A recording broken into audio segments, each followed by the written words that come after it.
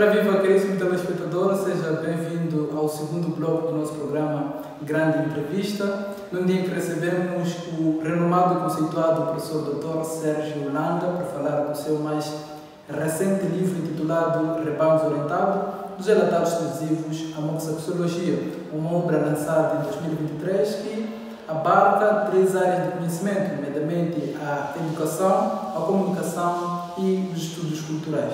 Então, professor, seja bem-vindo e agradecemos por aceitar o convite de cá estar para falar dessa magnífica obra. Como se sente hoje? Bem, em primeiro gostava de saudar a todos que nos ouvem e que nos assistem, não é?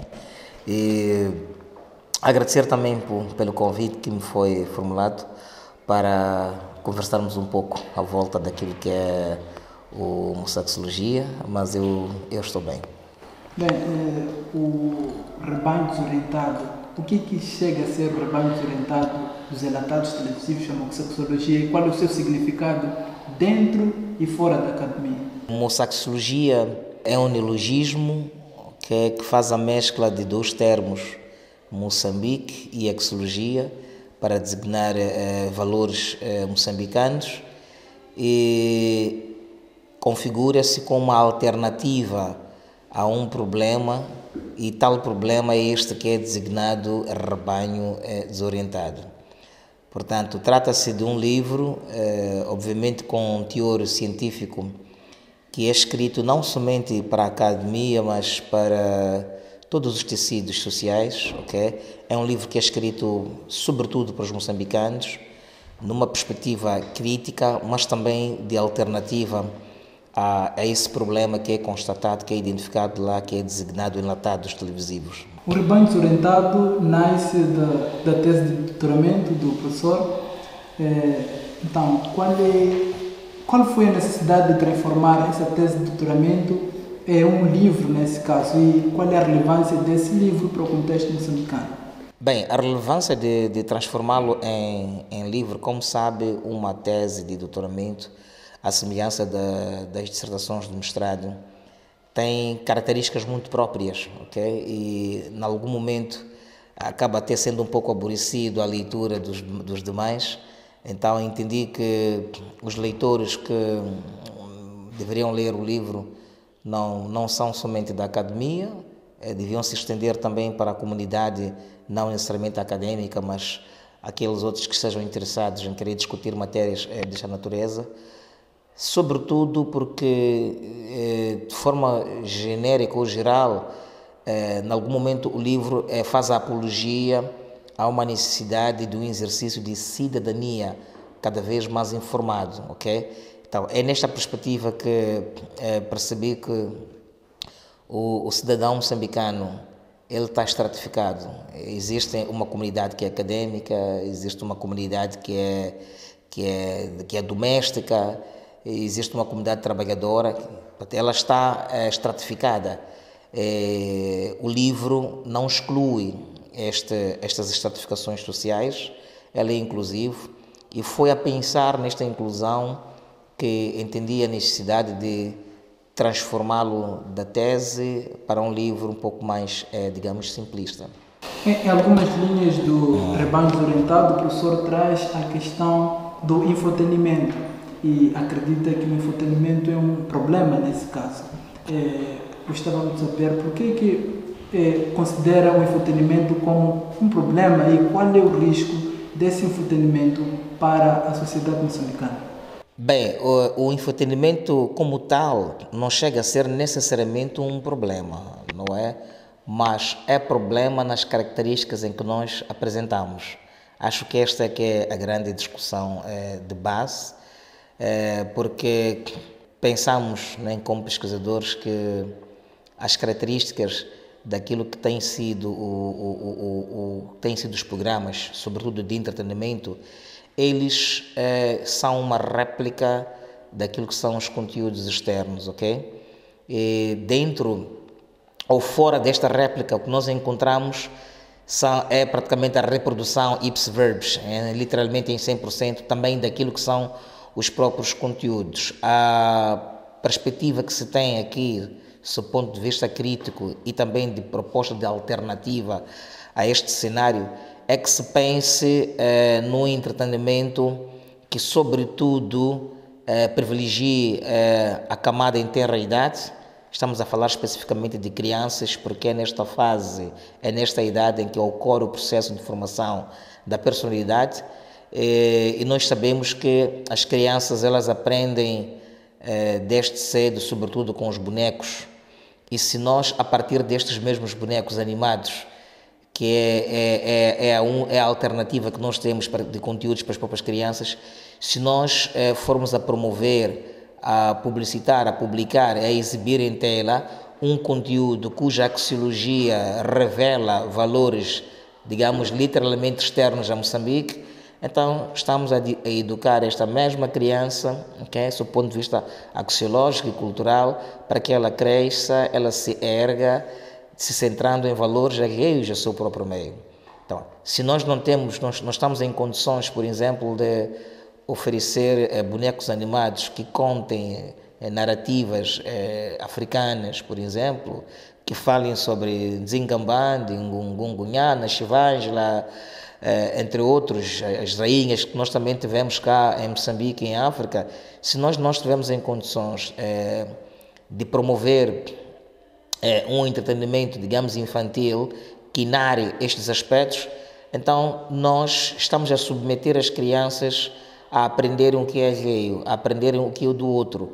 E esta criança, enquanto adulta, naturalmente vai se identificar com os valores através dos quais ela se sentiu erguida desde tenra idade. Então, esta que é a grande crítica que é levantada aqui no livro. Não é necessariamente um entretenimento enquanto um mal, enquanto um problema, mas as características do nosso, digamos, entretenimento aqui em Moçambique é que se configura um problema, se mostra um problema que precisa ser visto, ok? E configurá-lo de maneiras que possa ajudar a aclarar este telespectador enquanto criança, que ao crescer vai crescer com um sentido histórico de pertença sobre a sua nacionalidade, sobre a sua nação, e poderá estar em melhores condições de exercer a sua cidadania.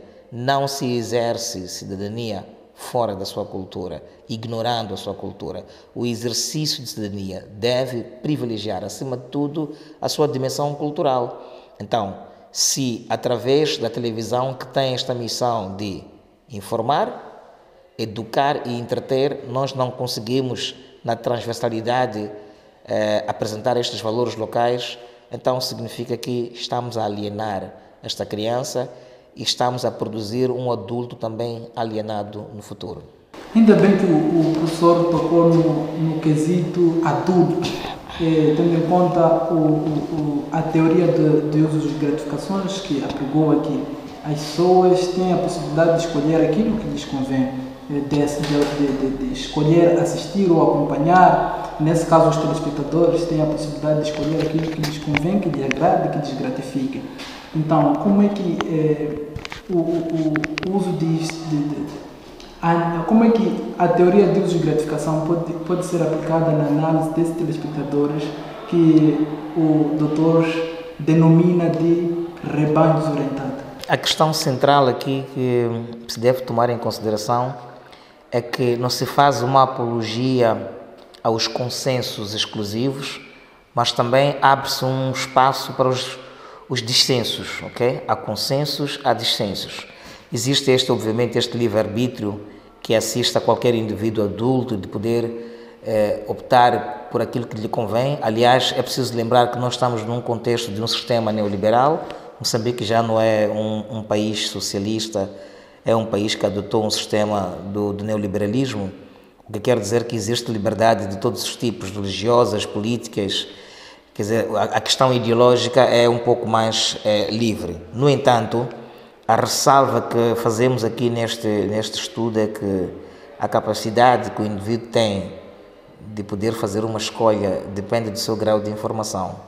Por um lado, um indivíduo pode-se assumir que tem capacidade de escolher, mas quando ele tem limitações para poder escolher, porque ele não é suficientemente informado. Se os seus níveis de cidadania são baixos, então significa que as suas escolhas vão ser problemáticas, ok? E o que é que impõe ter uma cidadania elevada? Impõe ser também informado, ok? É aí onde nós trazemos, até por acaso aí no livro, a teoria do Agenda Setting, não é? Para poder explicar alguns benefícios, mas também malefícios que esta teoria faz questão de explicar. Como é que o próprio agendamento, ok? Em função do nosso grau de informação e de preparação, como é que este agendamento se pode considerar nocivo a nós mesmos enquanto telespectadores, ok? É por essa razão que nós acabamos nos referindo uma vez mais aos enlatados. O que é que significa isto? Se nós temos um país como Moçambique, que é literalmente dependente dos conteúdos enlatados, ou seja, a sua televisão, com exceção da televisão de Moçambique, a televisão no geral não tem uma capacidade de produzir conteúdos locais e ela vai depender de conteúdos importados, nós estamos a dizer já a partir daqui que existe uma questão de uma cidadania comprometida, ok? Quer dizer que nós não vamos nos guiar na base da nossa agenda, vamos nos guiar na base da agenda do outro, porque é a única coisa que nós temos para ver. Estamos num contexto neoliberal onde nós podemos ver a televisão a partir da internet, a partir de outros meios, mas isto não impede Moçambique, enquanto uma nação, enquanto um Estado, de oferecer alternativas locais. Os países mais desenvolvidos do mundo, os países economicamente estáveis, como Noruega, Estados Unidos da América, entre outros, estes países são países que foram expostos a esta questão de janela mediática muito antes de Moçambique. São países que mergulharam para a globalização de uma forma intensa. Eles estão expostos, os seus cidadãos conseguem ver os mais variados canais do mundo, muito fora do seu próprio país, mas também são países que oferecem aos seus conteúdos internamente produzidos. É isto que nós estamos a chamar aqui a razão, a necessidade de nós olharmos para isto, para Moçambique, que é produzirmos, termos esta capacidade de produzirmos localmente, para que nós ofereçamos alternativa. Não estamos em condições de criticar uma cidadania baixa quando não oferecemos alternativas ou opções deste tecido, por exemplo, se informar para além daquilo que é importado. Então, é nesta perspectiva que penso que esta questão do liberalismo ou do neoliberalismo, do livre-arbítrio, da capacidade de escolha dos conteúdos que o indivíduo tem que assistir, eles devem ser interpretados num contexto muito específico e tem que ver fundamentalmente com a capacidade ou incapacidade que o indivíduo tem de poder escolher. Então, a escolha aqui tem que ser questionada, tem que ser discutida. Qual é a característica deste indivíduo que escolhe o conteúdo? O que é que este indivíduo sabe? O que é que este indivíduo aprendeu? O que é que lhe foi oferecido desde a tenra idade até a fase adulta?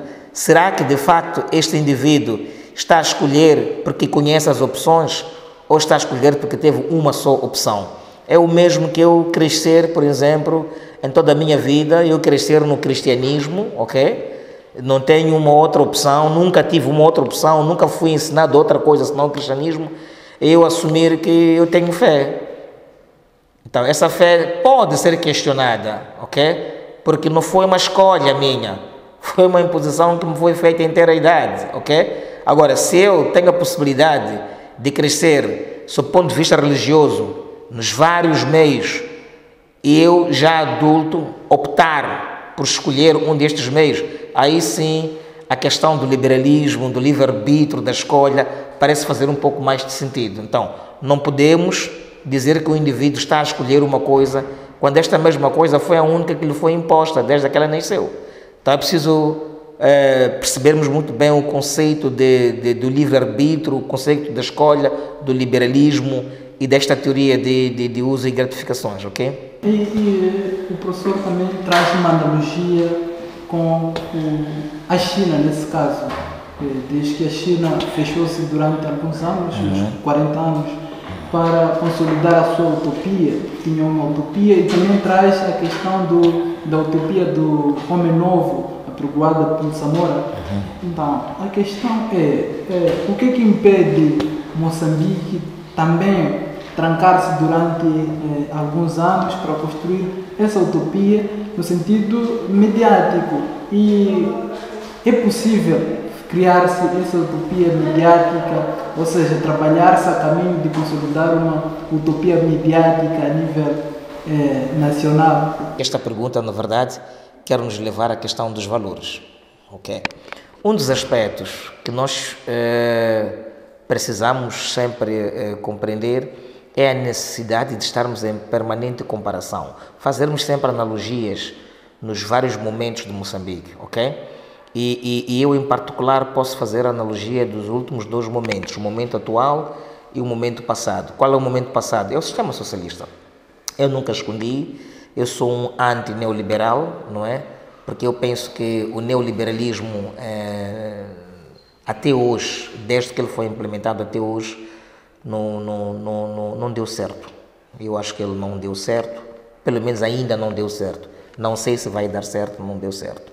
O sistema socialista, ok? Tinha as suas limitações, porque era um sistema praticamente, na forma como ele nos foi vendido, ele foi nos vendido numa perspectiva mais de monopólio, ok? De ausência de pluralismo e até de ausência de democracia. Mas o socialismo não é só isso. Foi-nos vendido um socialismo estranho. O socialismo não é só isso. É possível nós termos um sistema socialista e incluir lá ou introduzir lá a moldura democrática, aquilo que são os países escandinavos, que são sociais-democráticos, ok? Isso é possível, sem que necessariamente nós abracemos o neoliberalismo. Quais são as vantagens que eu vejo num sistema socialista cuja moldura é democrática que está lá? Eu vejo vantagens na perspectiva de providência social, ou seja, o ser humano continua sendo o centro da atenção. É o indivíduo ou seja, a vida é o privilégio. Dá-se privilégio à vida, dá-se privilégio ao ser humano. Então, o ser humano tem direito de ter acesso ao básico. E direito de ter acesso ao básico não significa somente ter acesso à educação e tal, e saúde e tal, e comer, mas significa um pouco mais, ok? De tudo aquilo que é importante para a vida do ser humano. Quer dizer que a arte, naquele tempo, não era uma coisa exclusiva para as pessoas. Todo mundo tinha que ter acesso à educação artística, todo mundo tinha que ter acesso a um pouco digamos, de um conhecimento que lhe permitisse ser alguém capaz de exercer uma cidadania plena, ok? No sistema socialista, nós, por exemplo, tínhamos muito poucas igrejas. Sei que esta parte é polêmica, mas vou falar sobre isto. Tínhamos muito poucas igrejas. Mas, por exemplo, a questão dos valores não era uma questão colocada. A questão dos valores. Uma carteira caída no chão, uma carteira esquecida em algum sítio, ainda era possível devolver ao seu dono, ok? Hoje em dia estamos num sistema neoliberal. A carteira não precisa cair no chão da rua. A carteira dentro da igreja, o indivíduo eventualmente não volta a apanhar mais. Então, o que é que significa isto? Não é a multiplicação exponencial de igrejas que vai devolver esses valores. Não, porque as igrejas agora são muitas e nem por aí nós temos os tais valores que nós queríamos ter. Nem por aí nós temos o respeito pela humanidade. Nem por aí nós estamos preocupados com a sorte do outro, ok? Nem por aí. Mas nós temos uma multiplicação de igrejas e vamos ver sociedades em cuja presença de igreja é praticamente zero. Temos a Noruega, por exemplo, que tem o maior índice de desenvolvimento humano do mundo, ok? A presença de igreja é extremamente fraca, reduzida. Para encontrar igreja na Noruega é preciso pedir uma magia qualquer, ok? Não que não existam, mas é uma presença fraca. Mas a Noruega, por exemplo, se deixa cair uma carteira na rua, tem centros lá que são considerados achados e perdidos, onde vai encontrar os seus bens. A Noruega está a pensar neste momento em encerrar cadeias por falta de presos. Os poucos presos que existem lá, fim de semana, podem ir à casa visitar os seus familiares. O que é que significa isto? Chama-se Índice de Desenvolvimento Humano. Pedir esmola num país como Noruega até dá direito à cadeia, porque eles têm subsídios de pobreza e têm lugares para se comer para quem não pode comer. Tem bicicletas nas praças distribuídas, para que o indivíduo consiga se fazer aonde ele quiser chegar. Mas repare, a Noruega não é a maior economia do mundo, não é nem a primeira, nem a segunda, nem a terceira, nem a quarta, nem a quinta, mas é dos países mais desenvolvidos do mundo porque tem o maior índice de desenvolvimento humano. O que é que isto significa? Quer dizer que, apesar desta fraca presença de igrejas na Noruega, eles têm um bom sistema de educação e têm uma coisa excelente, que é uma Constituição da República bem concebida e respeitada, que é isso que nós tínhamos outrora. Em Moçambique, nós tínhamos um excelente sistema de educação, melhor que o de hoje. Em Moçambique, apesar das críticas que se fazem à Constituição da República, ela era respeitada, ok? Então, se tu tens um bom sistema de educação, tu tens as leis minimamente respeitadas, ok? Significa que é possível fazer as coisas acontecerem. É possível tornar este mesmo país a se manifestar enquanto uma nação, ok? Então, é mais ou menos neste sentido que eu penso que esta questão sobre a questão da utopia, por exemplo, né? Se nós podemos ou não nos fechar durante 40 anos, como fez a China. Talvez não precisemos necessariamente imitar a China. O conceito de fechar pode não ser um bloqueio, já que estamos no contexto da globalização agora, né? Mas o que é que isso significa? Significa que Moçambique, ao longo do tempo, desde que ele existe como república, quando nós observamos os instrumentos legais, as leis que regem o funcionamento deste país, como é que elas foram criadas? Como é que elas foram erguidas? Elas respeitaram um debate colegial em que os moçambicanos foram ouvidos como nação. Fomos nós que decidimos que queremos a lei X. A discussão partiu de nós. Ou são leis que nos foram sugeridas pelas pessoas que nos dão dinheiro?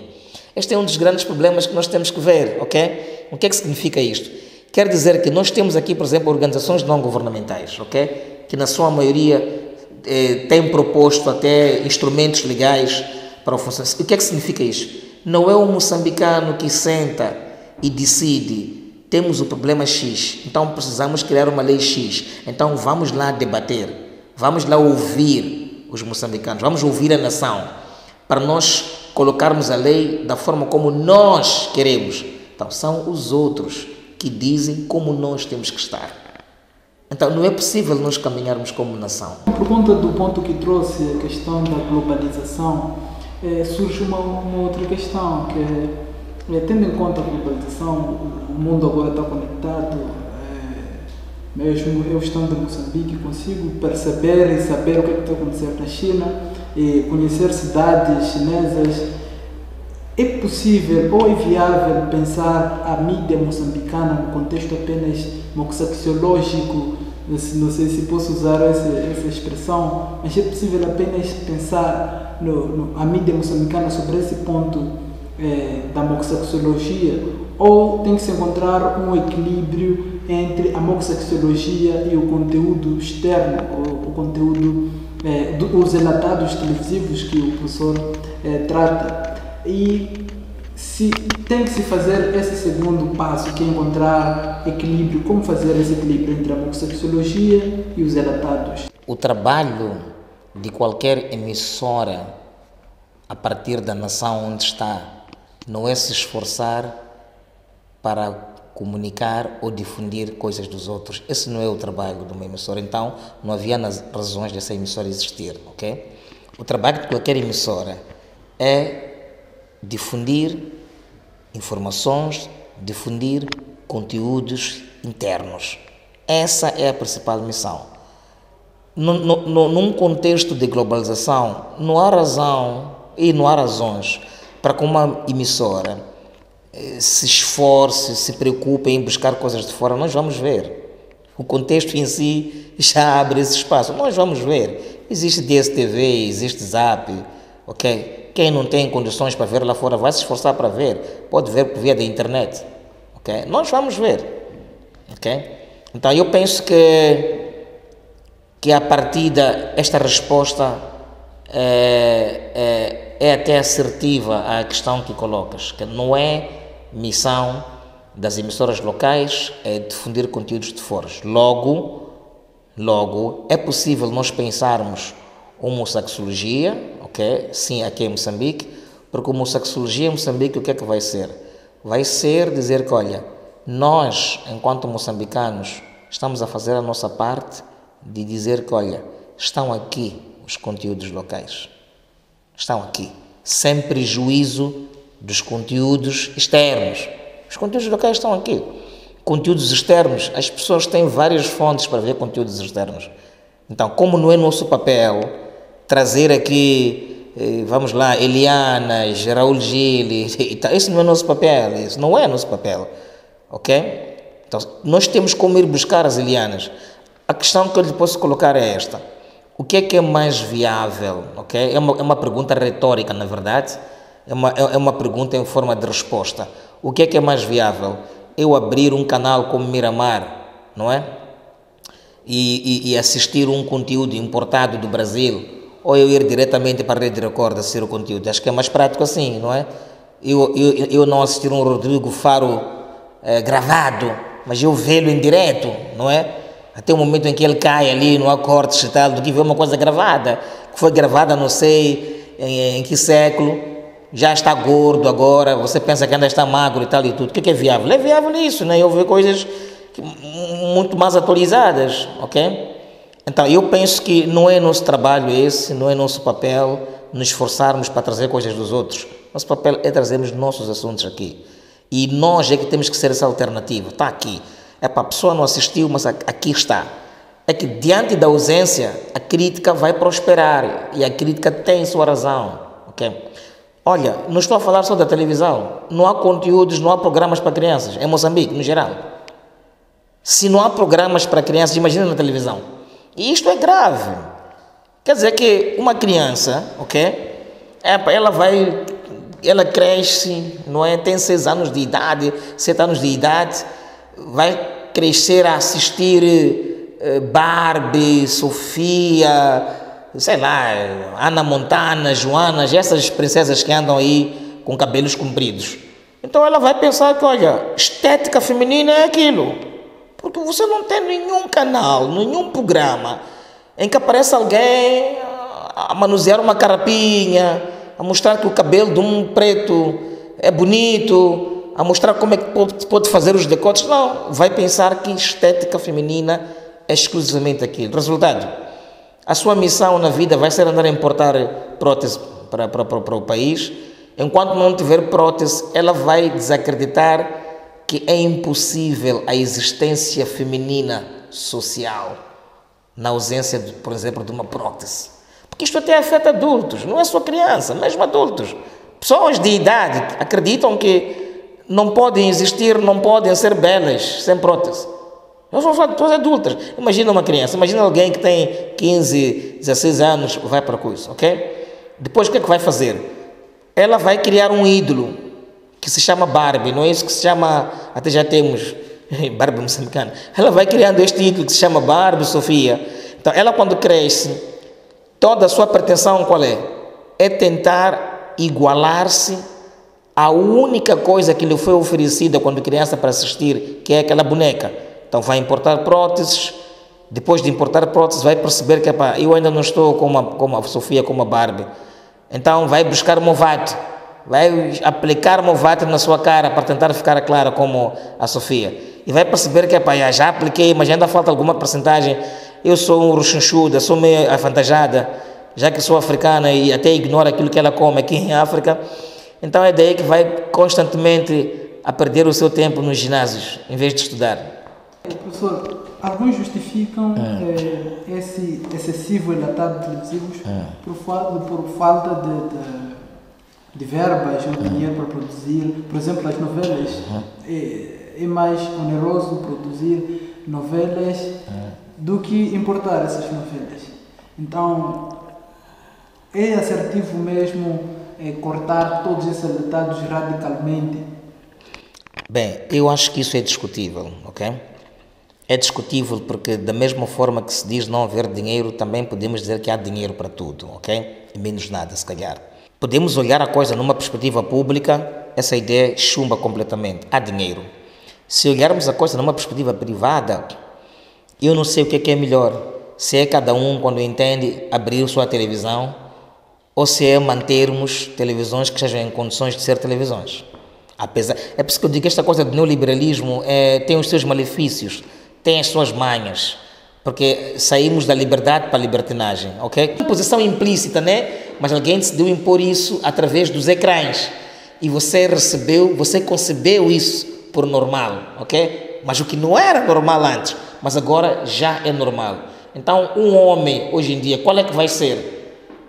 Um homem que se considere bem vestido.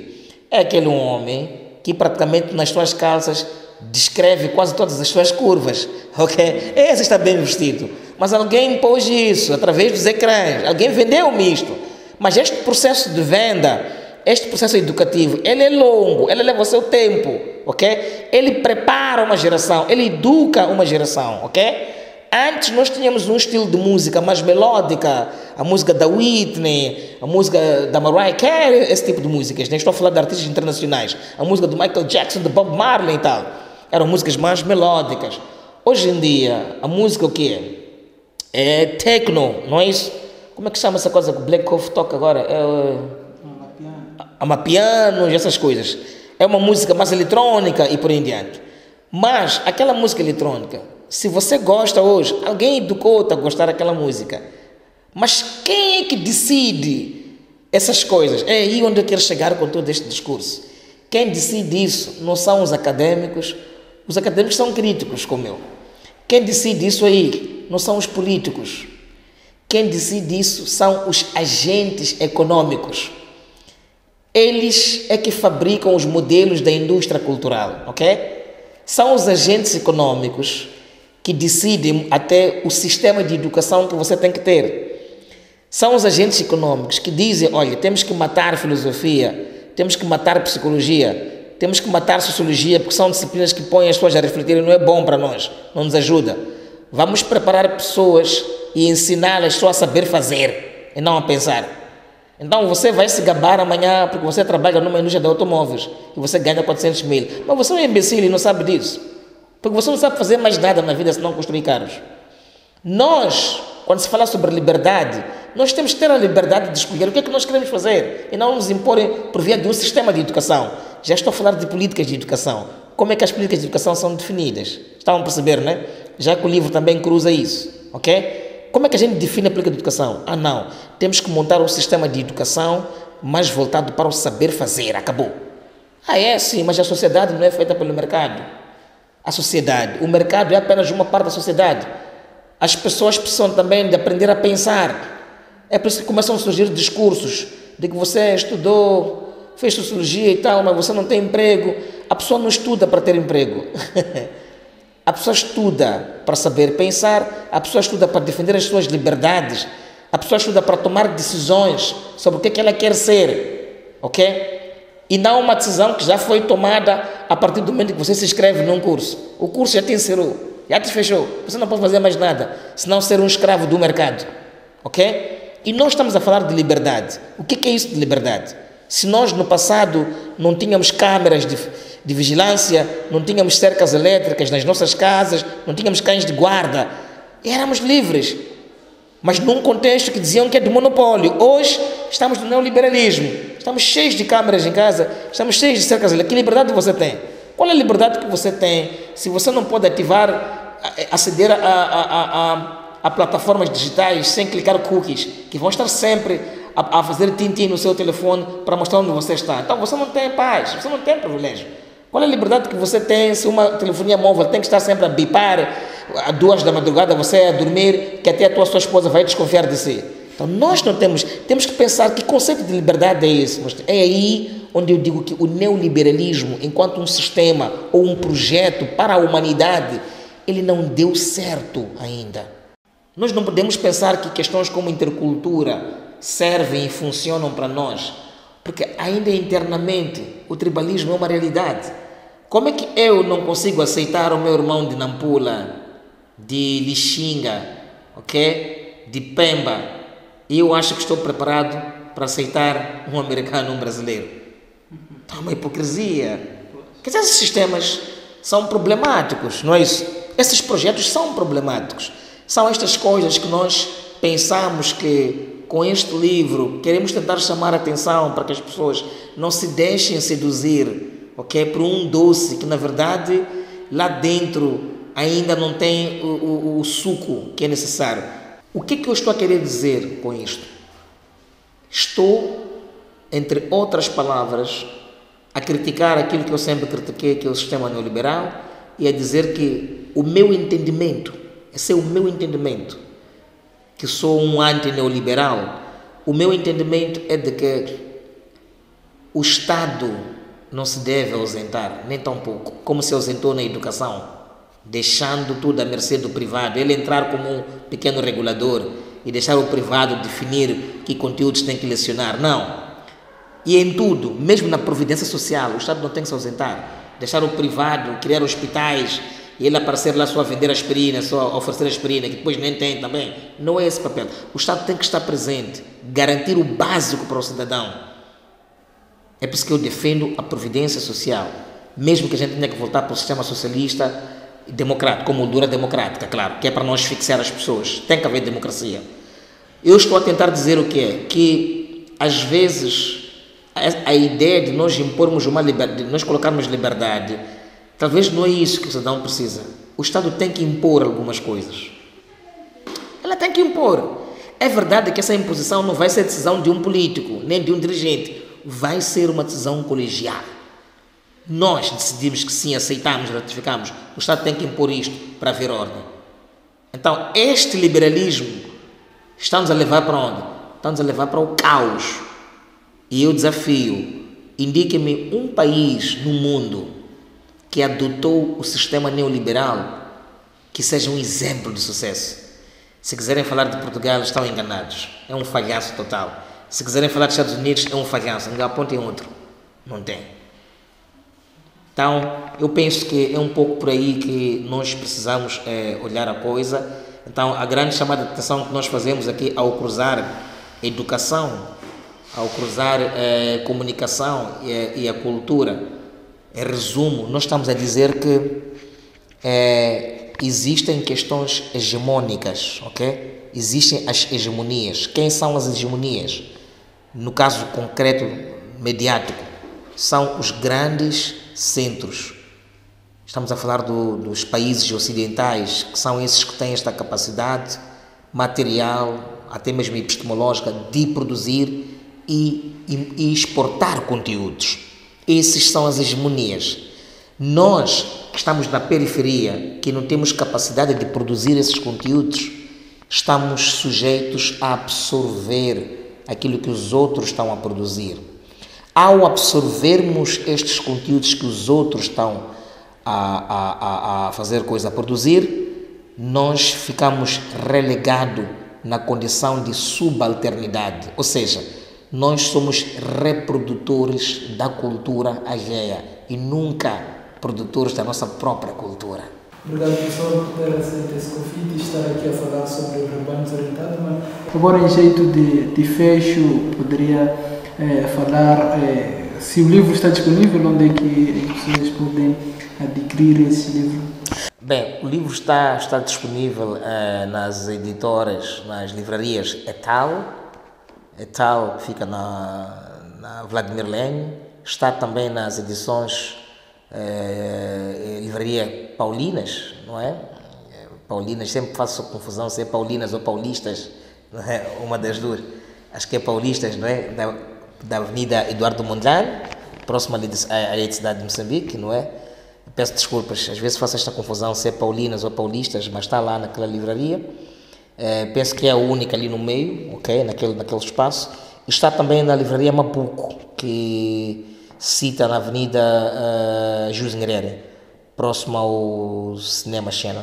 Mas também está disponível a partir do autor, obviamente, através do número ou do contacto que eu depois poderei disponibilizar, vocês poderão exibir, seja por e-mail ou pelo número de contacto telefónico.